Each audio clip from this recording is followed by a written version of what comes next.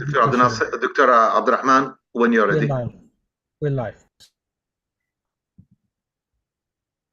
We shall start, inshallah. Okay, inshallah. Assalamu alaikum wa rahmatullahi wa barakatuh. Barakallah fikum. I think we should start in a few minutes, inshallah. Before we start, I'm just going to welcome everybody. We have a few guests as well today. The talk today is going to be about the practice of pediatrics in the history of Islamic medicine. And this is a part of the series we deliver in the History of Islamic Medicine Initiative program, which is part of the Federation Islamic Medical Association, the HIM-FIMA. Our guest today is Professor Abdulnaser Kaadan. Abdulnaser Kaadan, I know him for really quite a long time, mashallah, almost over 24, 25 years. Professor Kaadan is actually, he's a professor at Weber State University in Utah in USA now. He was born in Syria, and he worked as an orthopedic surgeon since almost 1986. And he had his PhD in the history of medicine from the High Institute for the History of Arabic and Science at Aleppo University in 1983. In 1993, I would say. He also served as a chairman and a professor of the Department of History of Medicine at Aleppo University, where he taught many courses on the history of medicine and medical ethics. Since 2017, Professor Kaadan, actually, he has been working as a professor at Weber State University in the United States. Also, I should say that he was the founder and the current honorary president of the HIM, the International Society for the History of Islamic Medicine, which he also the chief editor of its journal, the journal which published in English now in Turkey. Dr. Kaadan also, he participated in many conferences and he had many papers published for him and many books. I think I'm going to leave it to Dr. Abdulnaser to probably maybe if you want to add a bit more introduction to himself and the talk and start very soon. Jazakallah khair, Dr. Abdulnaser. بسم الله الرحمن الرحيم الحمد لله رب العالمين وأفضل التسليم على سيدنا محمد وعلى آله وصحبه أجمعين. Dear brothers and sisters, actually, first of all, I would like to express my sincere thanks to Professor Dr. Sharif for this very good introduction, which I not actually deserve it. And I would like to thank him for giving me the opportunity to be with you actually this time. So it's my pleasure to talk with you now. I'm in Birmingham, not in the state. I'm going to the state again tomorrow morning. I'm leaving, and I am here because I attended a conference, very important conference in Cambridge University few days ago, which was about the manuscript of scientific subjects in Islamic civilization. And it was hosted by Cambridge University, and my paper was about the peculiarity of textual criticism, or what is called tahqiq, the manuscript of medical issues in Islamic civilization. So it is my pleasure now. I am at the same time, we are here for nearly 4 o'clock or little bit few minutes after that. Unlike the time, maybe last year, it was 7 hours differences between US, the state, Utah, I'm living there, and between here. It's my pleasure again to be with you. I wonder if I can share, could you please, the admin, could you share my slide now? You can share it. I have to share it. Okay.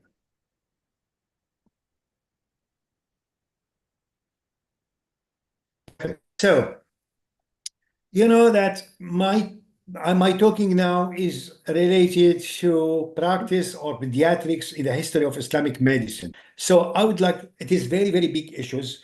So I would like to concentrate on the most important point of the subject, and mostly I would like to prominent physicians during Islamic Golden Age who talk on pediatrics diseases.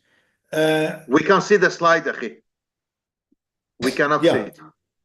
of course. Yeah, you cannot see it now. No. Sorry for that. That it was okay, but you maybe. And what about now? Yeah, It's yeah, okay that's now? fine. That's fine. Perfect. So when we talk about the physician, Muslim physician who talk about pediatrics, we should differentiate between two issues. We have physicians who talk on pediatrics during when they have an encyclopedic books such as the Canon book, such as Al-Hawi book. Why we have other physicians who talk in a separate book related to pediatrics. So we will find now in my presentation, I will talk about the two of those physicians mentioning to the most important point related to every book which was published in this field. So now let's begin by one, the most important physician who talk about that, beginning with Ali ibn Rubban al-Tabari, who died in 870.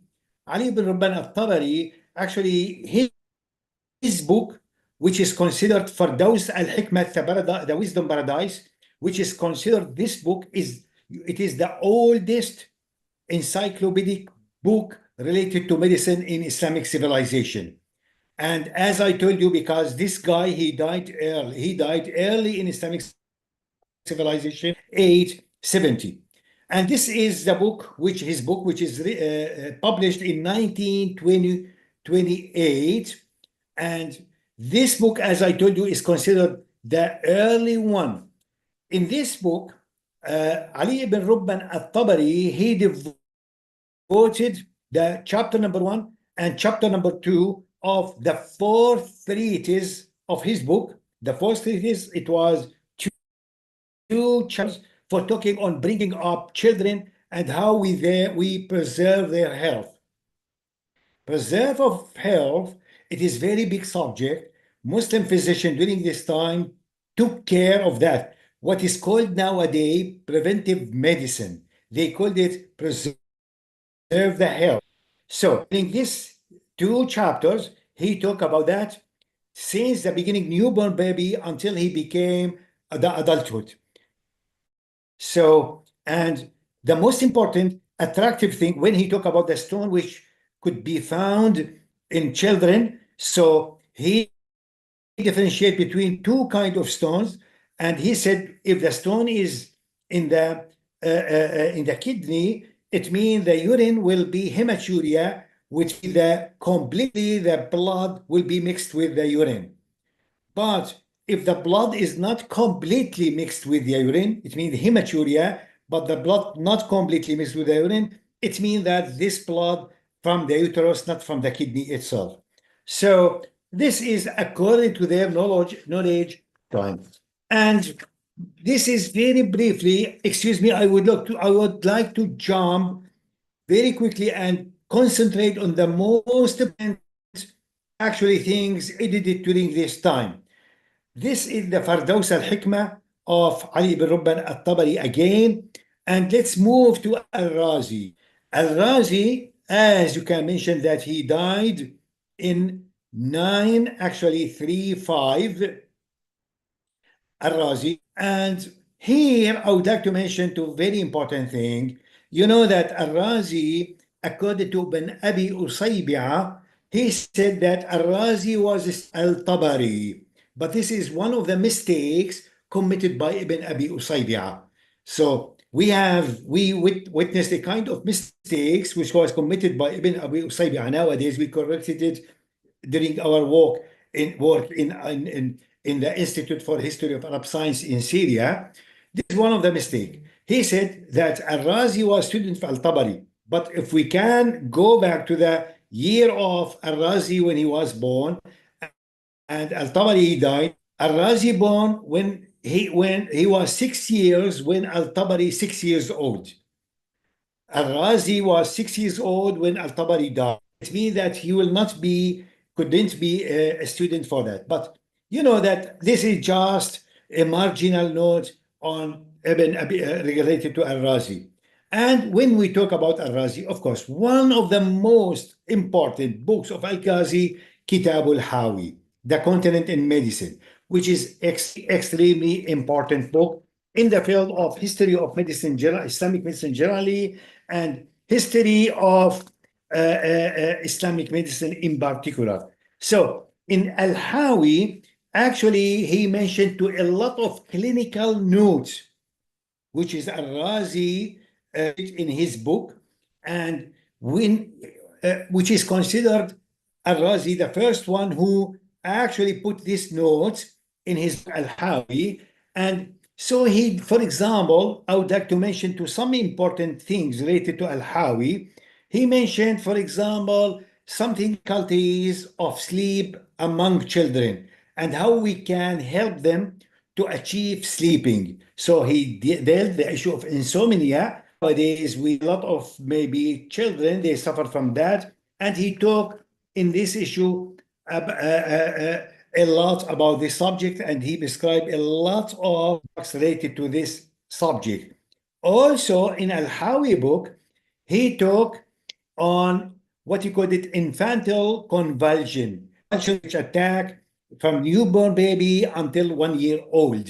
He talked about that, and he put the causes of that according to their knowledge. Of course, nowadays, if you want to project this knowledge on our information, a lot of these things, it is not necessarily true nowadays. And this is, we have to recognize that. You know that according to latest statistic or studies, what in America teach at Harvard, you know, Harvard is classified the best university worldwide during the last 20 years. British people, they said, no, it is Oxford. Anyway, no problem about that. But according to this study, they said that what they teach in Harvard, every one generation, which is about 25 years, every one generation, it is approved that 50% of the information today, it will become invalid. So we are talking about something belonging to 1,100 years ago in Al-Hawi book when it was written. So it means that we expect that a lot of information it is invalid nowadays. But it is very important to know that, to understand the philosophy of development, especially medicine development. We should recognize that. Okay, so he, again, going back to Al-Hawi book, he about a lot of issues related to pediatrics nowadays. But when we talk about also Al-Mansuri book, also it is very important book. In the 4 treatise of Al-Mansuri book, he talk about a lot of things related to the newborn baby and how about breastfeeding and a lot of things, and what are the most important characteristics of the breast mom, the new mom. What are the most important characteristics? And at the same time, he mentioned to a lot of diseases associated with the newborn baby, from newborn baby until 1 year old. What are the most important diseases which attack and one of the most important book related to pediatric, related to Al-Razi, we have 2 books. The first one, which is called Treatise on children diseases, child diseases, and taking care of them. I intended to put it all of this treatise just to have a look about to how much extent they recognize different kind of diseases at that time. For example, he talked first chapter about what we called it in Arabic al-Safi, which is a kind of yeast infection which attack children at that time. And then, for example, scabious, hydrocephalus, distension of the abdomen, sneezing, insomnia, children, epilepsy, actually, and he called it epilepsia. He called it epilepsia, which is taken from Greek. They translated it to al-sara or epilepsia. And then a lot of things, as you can see, for example, ulcer in the mouth, vomiting, diarrhea, constipation, cough, something like all of these, which is about 24 actually mentioned in this book. I would like to mention that this treatise of Al-Razi, it was early translated actually to different languages, and it was firstly translated into Latin, into Hebrew first, then Latin in the 14th century. And we would like to mention that the first pediatric book in Europe, which was called, belonged to that, Bicalarodus, which was in 1473. This edition, he depended greatly on this treatise of Al-Razi. So it means that this treatise, it has very important influence on the writing of pediatric, especially early in European Renaissance. So this is one of the most important, and thus recently, it was translated, this book, into German language, and then it was translated also to Italian language. Again, it is not translated benefit of that, because a lot of issues in this treatise is not valid nowadays. But European people translated it, either German people and even Italian people translated, just to understand the issue of, to understand the philosophy of development of pediatrics during different age eras in the history. So, and it is, as you can see, that it is consists of 24 chapters. And you know, the scientific, to understand the scientific evaluation of it, we have to compare it with the knowledge which was known before Al-Razi himself, and knowledge which it was taken as a book, to recognize to how much extent that Al-Razi, he edited a lot of things. I would like to stop, I don't stop too much here, because we have more important thing related to Al-Razi when he took Kitab, as you can see, this Fil Jadari wal Hasba. And this is the manuscript of Al-Razi, which is considered nowadays wide. Even modern textbook of medicine, like Harrison, for example, internal medicine, he recognized, and he said, when he talked about measles and smallpox, he said Al-Razi, the Persian, he said the Persian physician Al-Razi considered the first physician in history of medicine who differentiated between actually diseases. And this is Al-Razi book, which was edited, and it was translated into Latin. The Channing edition, when it was translated, Arabic text with Latin text, translated into Latin, and this is the book. Actually, this is belong in London. It was edited in 1766, and this is one page in Arabic. This is the 42 to the page 43, and this is the translation into Latin. So this book, it is very important.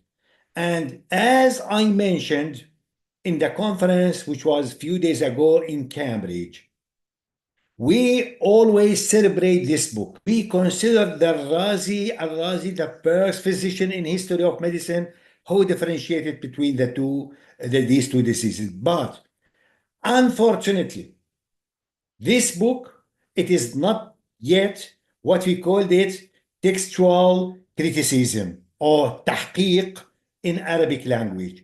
this book is not yet muhaqqaq so far.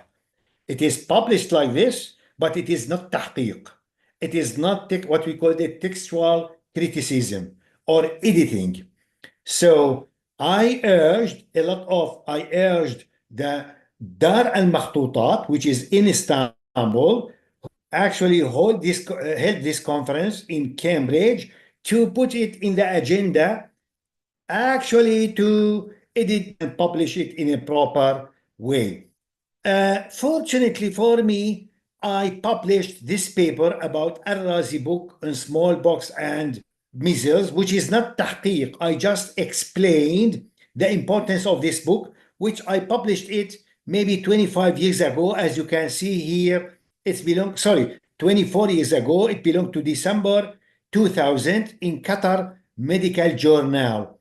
This is written by me, and I would like here to give you an idea very quickly about the importance of this actually treatise, which is, you can see here. Yes, this is Al-Razi book of smallpox and measles. It was a summary. This is the beginning with talking about Al-Razi himself. And this is the book which I would like to mention that this book, actually, it was published in Latin and in Arabic and Latin. I showed you the picture of that in 1766. And in addition to that, it is nowadays, it is kept a manuscript, very important manuscript of this book in Arabic in Netherlands, in University, under the number of 656 as a manuscript. And because of the importance of this book, actually, the people recognize the importance of this book, and as it was, as you can see, that translated into Latin, French, English, and German. And according to Honka, we can say that it was published in Europe 40 times. You can imagine 40 times between 1498 until actually 1866. So it was very important, and the people recognized its importance, especially after the lady Montagu, who discovered the vaccination of tuberculosis at that time, and the people became more and more interested in this issue. So if you want to go back to have more details about this book, please, you can Google it according to the title of it, Al-Razi book on smallpox and measles, and put my name, and then you can find this paper, which was published in Qatar Medical Journal. Actually, if you know that at the end, I mentioned to the scientific value of this book. So I summarized the scientific value of that, and also mentioned here about the most important point related to these diseases in Al-Hawi book, and this is the most important one which I just previously mentioned about that, which is the treatise on pediatric diseases, which is considered the foundation in which modern pediatric medicine, at the beginning of Renaissance, it was built on this actually treatise of Al-Razi, which I told you 24 chapter. So this is about everything about this paper. This is the conclusion. So if you want to and more information about this book, you can go back to this the book. And one of the most important thing, which is considered the first book which was devoted for talking on only pediatric issues. We have a separate book here related to pediatric, which is written by Ibn al-Jazzar al-Qayrawani. Of course, when we talk about Ibn al-Jazzar al-Qayrawani, who died 979, of course, his prominent work is Zad al-Musafir wa Qut al-Hadir in general medicine. But he actually also wrote a book which is Siyasat Tadbir al-Sibyan, the policy of children management. This book is very important book, and actually it consists of 22 chapters. For example, chapter number 1, he explained the importance of management of children since newborn baby until to become 1 year old. In the second chapter, he talked about the importance of keep the children on their mom breast, and then about the kind of food which should feed the mom to increase their milk and to be able, for example, to keep their babies on their breast. And until they talk, for example, this is in the chapter of 13, he talked about some problem which congenital deformities of the eyes. He talked about that, and he talked about different kind of squint which attack. You know that this problem, squint, it was well known and explained by Muslim physician during this time.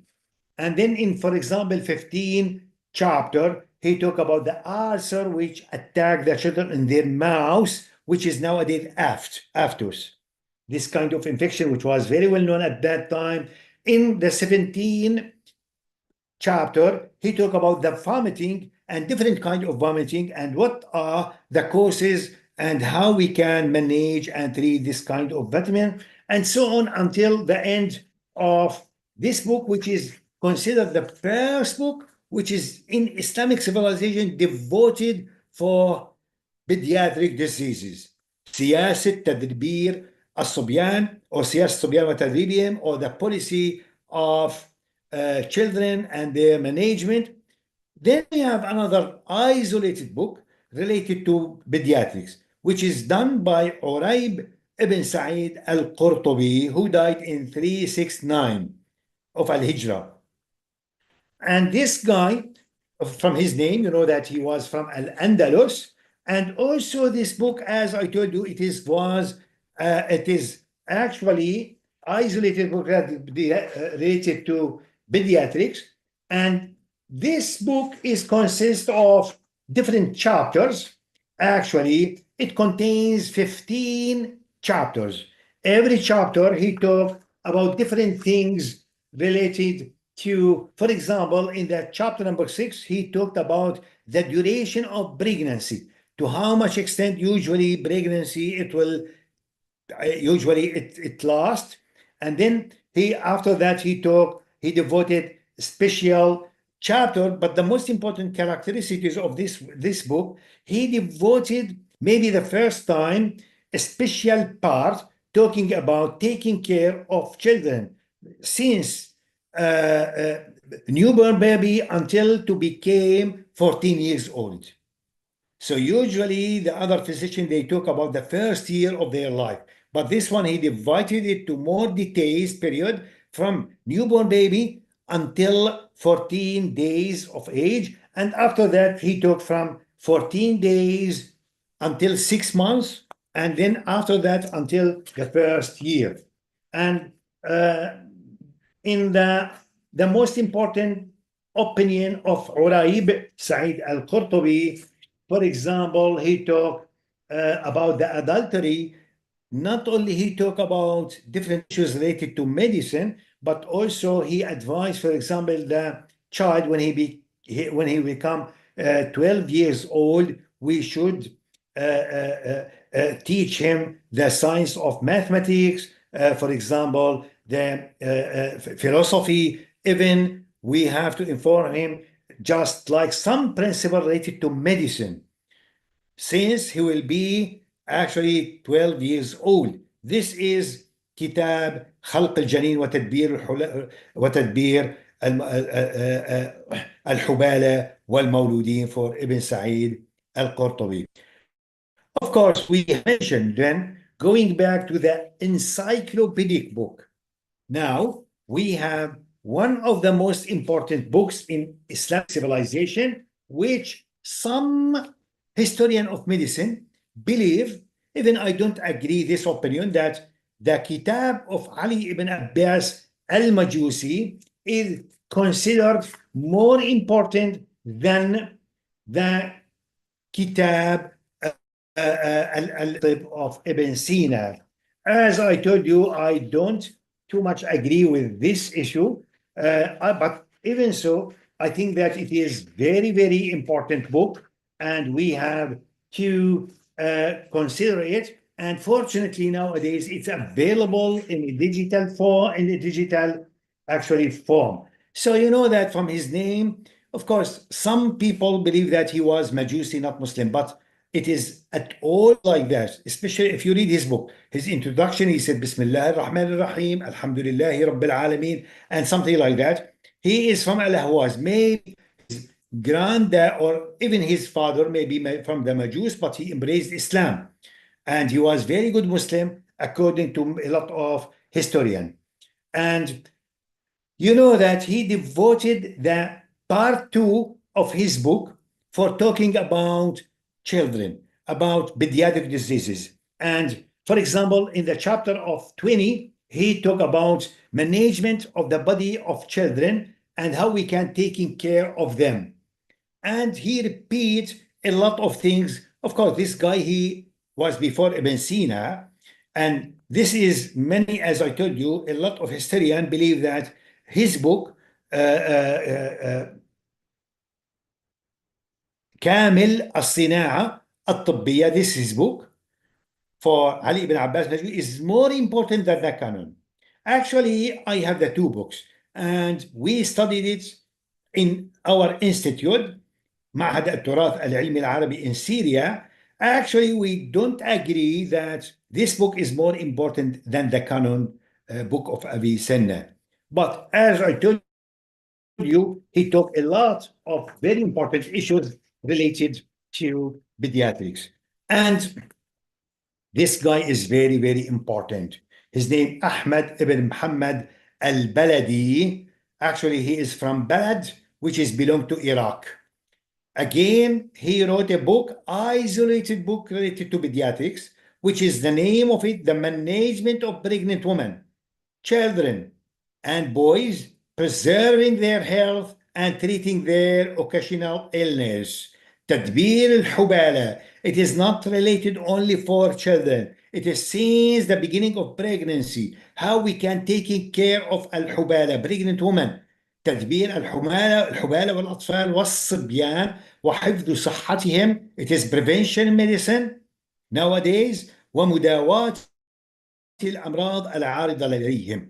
This book is very, very important book. And his book, it was gifted to the governor at that time. This is his book, which is actually edited, fortunately. And the most important thing that this book, it was divided into 3 treatises. The first treatise is 57 chapters, in which he began since the woman become pregnant, how we have to take care of her, okay? And then that's all of these stage until delivery.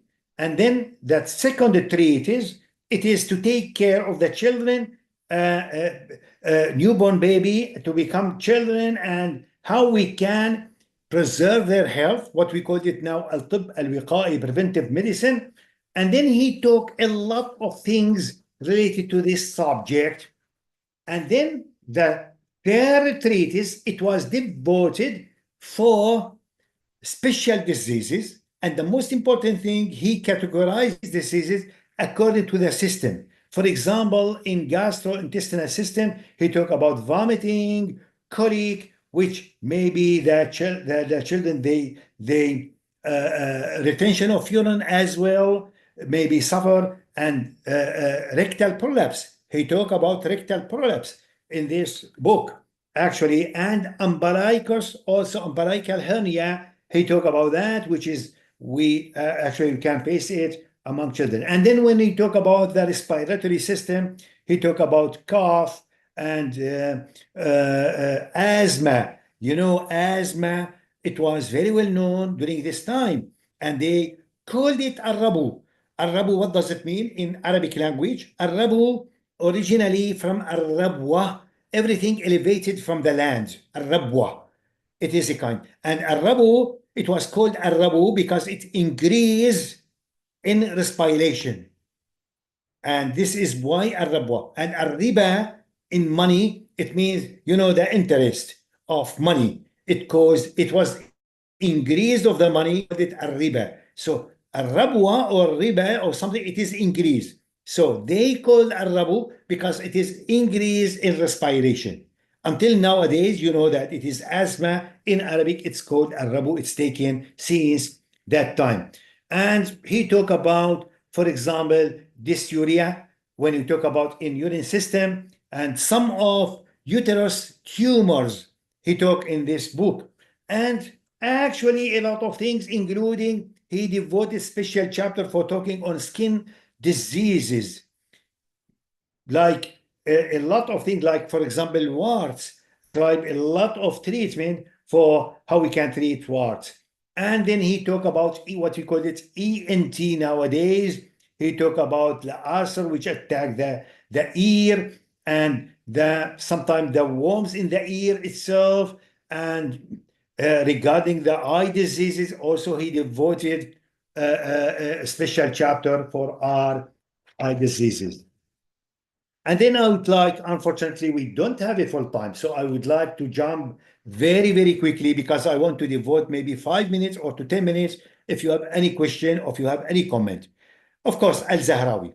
I don't want to talk too much about Zahrawi because I think that all of you, you know a lot about Al-Zahrawi. But I would like to mention what he achieved in the field of actually surgery.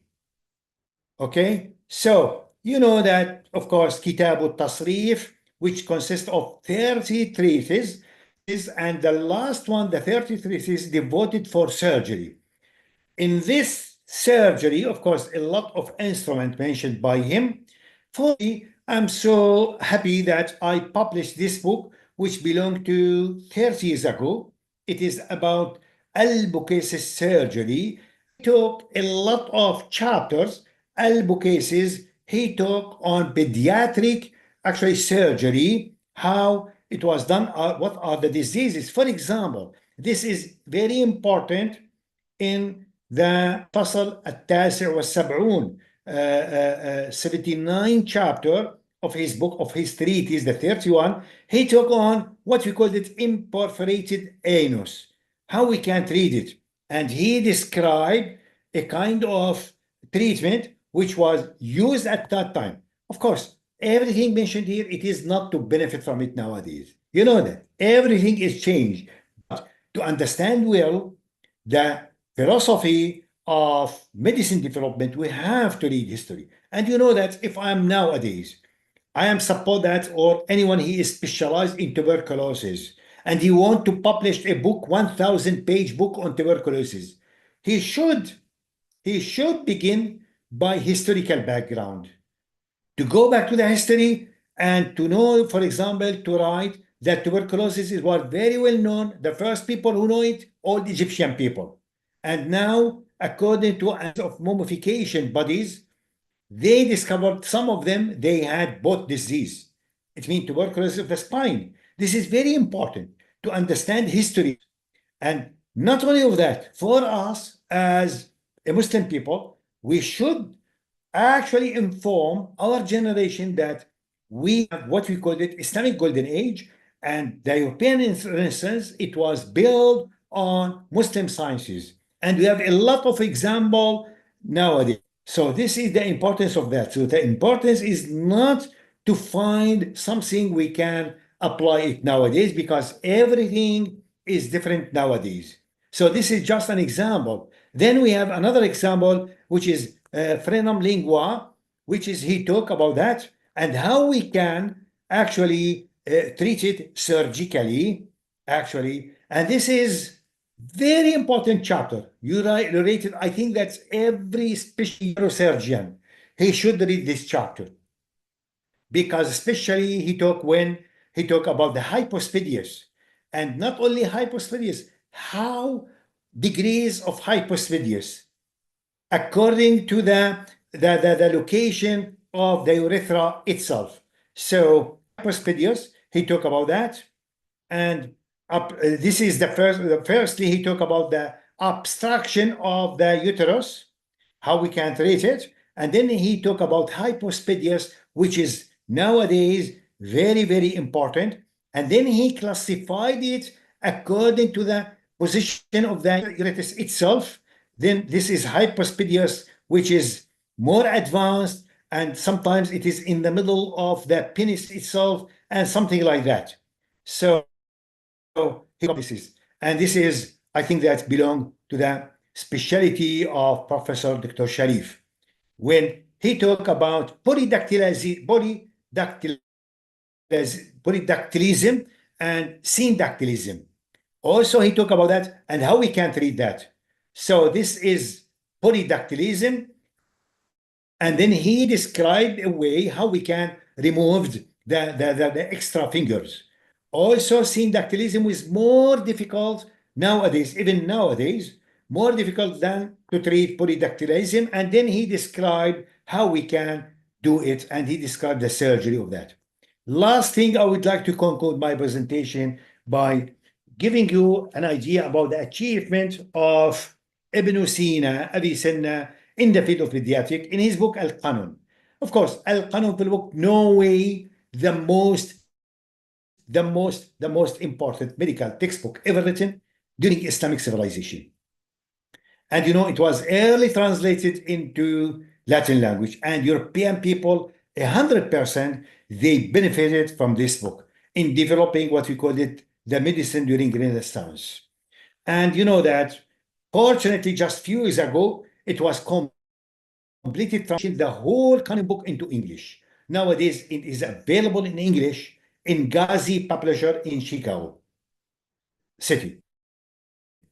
So, as I told you, it's very important. And just recently, it was translated into Persian language completely and published in Iran. So, this is manuscript belong to Al-Qanun book. And also, fortunately, I published an article called Child Health as Viewed by Ibn Sina, which is published in HIM. By the way, this is our journal, Journal of International Society for History of Islamic Medicine, which fortunately available online for free. You can go to HIM site and you can actually get, and so far we published about 36 issues of this journal, which is in English. So please go back to it and to read a lot of papers related to history of Islamic medicine. And this is the paper which was published by me maybe 20 years ago in HIM journal. And as you can see here, this is the title of it, which is, as I told you, published in 2003, Child Health as Viewed by Avicenna or Ibn Sina. And this is just an introduction about Ibn Sina. And here you can see that I described how he talked about that. And for example, he devoted actually 4 chapters for talking about pediatric diseases. For example, the first, I would like now to explain about it. And here I talk about al-urjuza, because he devoted, I will talk about that now, al-urjuza fi al-tib of Ibn Sina. He devoted some verses actually related to pediatrics. And this is actually, as I told you, the first 4 chapters. And the first one, it is related to the first education in bringing up of children. Actually, he explained about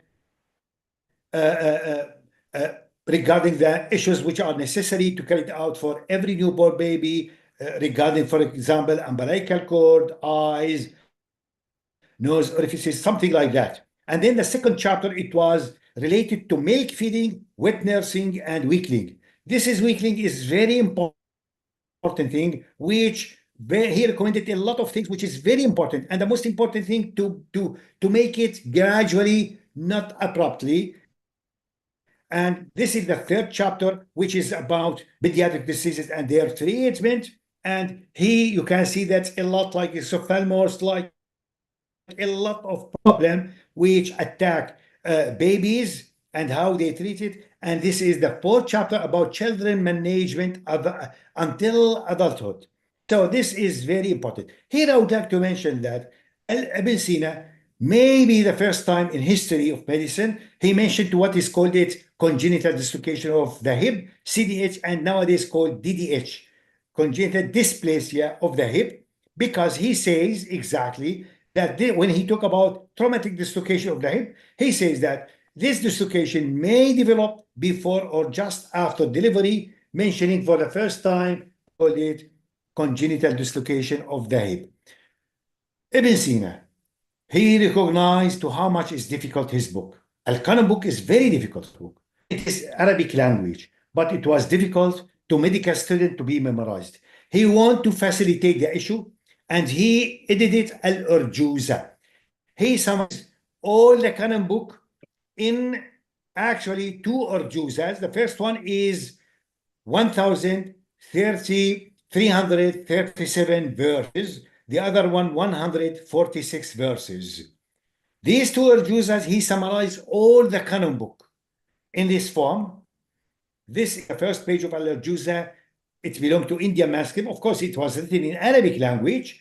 And those people, after Ibn Sina, they explained this Urjuza. They put explanation of that. Beginning from the first one, it was 1434 until 1887. So you can imagine those people, and it was not only of that, it was translated early by Gerald of Cremona to Latin language and to Hebrew language. So, and it was very, very important. Ibn Sina, he began by definition of the medicine by saying الطب حفظ صحة برء مرض من سبب في بدن منذ عرض. Then يقول راجي ربه ابن سينا ولم يزل بالله مستعينا. And this is to answer people, they believe that Ibn Sina was unbeliever, was mulhid, but he was very good Muslim, and you can imagine that he began his Urjuza by saying يقول راجي ربه ابن سينا. So يا سائلي عن صحة الأسباب اسمع صحيح الطب بالإسناد الطب المسند. The first in history of medicine, before that we knew الطب evidence-based Muslim in 1980s, but 1,000 years ago he talked about الطب المسند. It was mentioned by Ibn Sina. He devoted 56 verses for talking briefly about prenatal care, postnatal care, delivery, newborn baby care, how to choose suitable wet nurse for him. And then he began something like that. For example, when the woman is pregnant, I don't want to translate it because, excuse me, because I may deform it when I translate it into English. So I may be the people who can understand Arabic to read it in Arabic.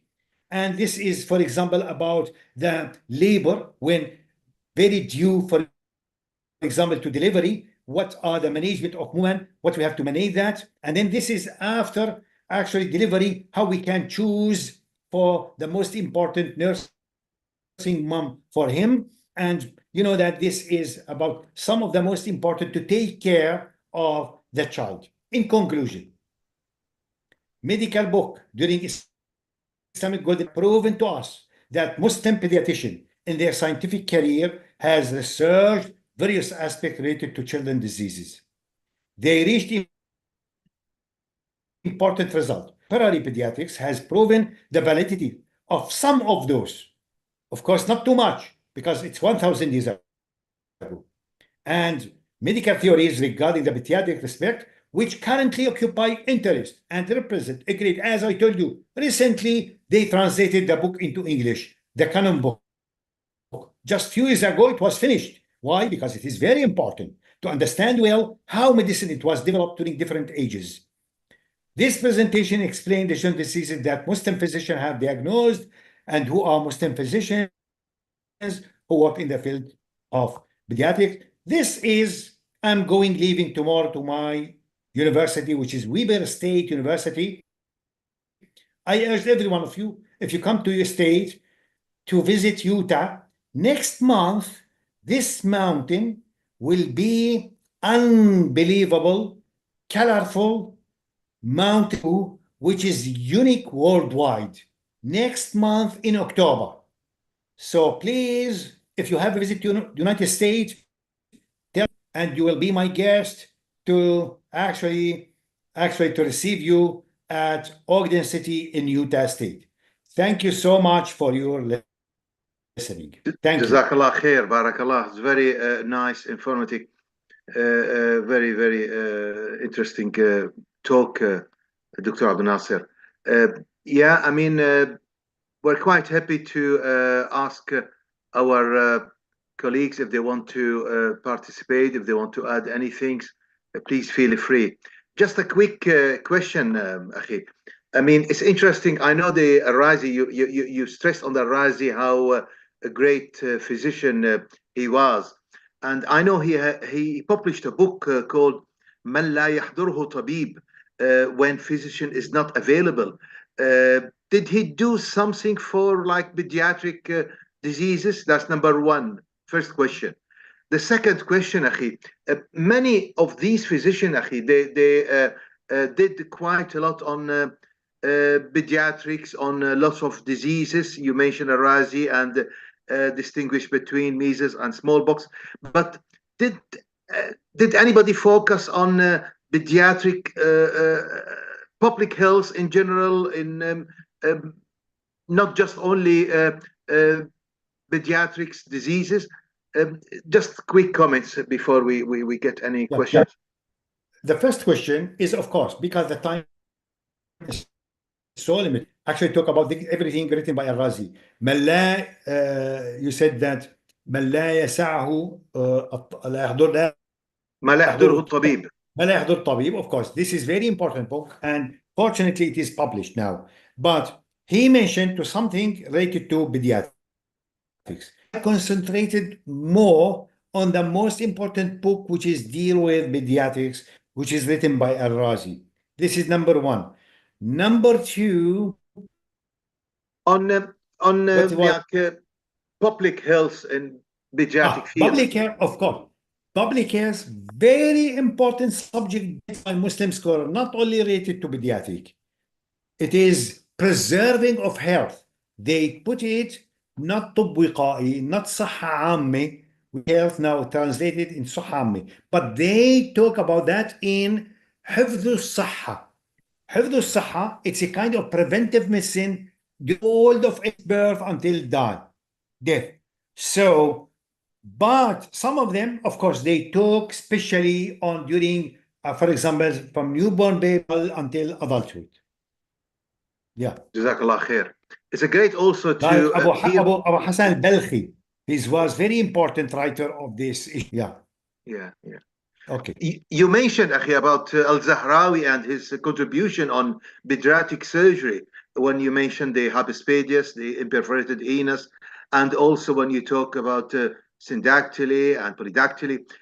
Did any others actually contributed in pediatric surgery? I know circumcision is probably maybe just the most common procedures in the Islamic history, but any other contributed in pediatric surgery? Of course. We have Al-Karaki, for example, from Al-Karak, Jordan. He has a book, Al-Mu'tamad, and he talk about surgery, but a lot of people, they believe that it is a copy from Al-Bukaisi's. Okay. So when we talk about surgery, no way is the most important, but after him, a lot of scholars, Muslim scholars or Muslim physicians, they took from him and they developed it a little bit. Yeah. Any questions, brothers, sisters? Please feel free. I know it's a quite interesting and specialized topic. It's quite interesting. Professor Abdulnaser mentioned that books need to be critically edited anyway. And as I've just heard that he's just been to the conference in Cambridge on the manuscript, medical manuscript. I think you talk about a couple of presentations on this last week. Yeah. I presented 2 papers about that. One of them is the peculiarities of medical manuscript. They have special characters, which is different from that of chemistry engineer, from mechanical engineer, something like that. And I concentrate on the one or the team who want to a kind of textual criticism of these texts. One of them should be a physician. Not only physician, probably he is specialized in the subject. The book related to ophthalmology, he should be ophthalmologist, something like that. Interesting. Yeah. I mean, anybody would like to ask, please just raise the hand, and you'll be very welcome to. Okay. I don't think there's any questions, Dr. Abdulnaser. So it's great actually to have you, and inshallah we'll probably maybe I think there's a question, Dr. Mustafa. Maybe in chat if you can find it. Dr. Mustafa, Dr. Saka Mustafa. Just need to be muted. Yeah. Please feel free to. Yes, Assalamu alaikum wa rahmatullahi wa barakatuh. Yes, thank you so much for the presentations. We really love the work that has been done. My request is I have not got any of the presentation from him. If you can help us, avail us with some of the presentations, it would be good. Even this one in particular, because we also disseminate what we have learned to other colleagues in our IMAs.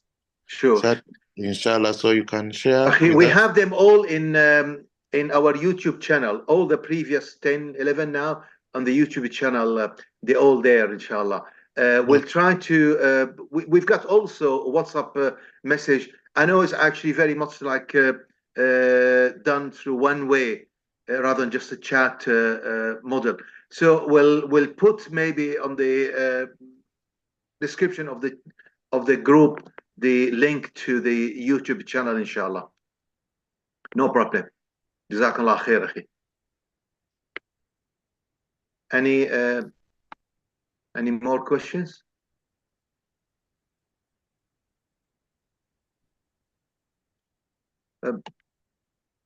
Okay, brother Abdulnaser, Jazakallah khair. Inshallah, we'll try to keep in touch, and inshallah we'll meet again in another occasion, inshallah.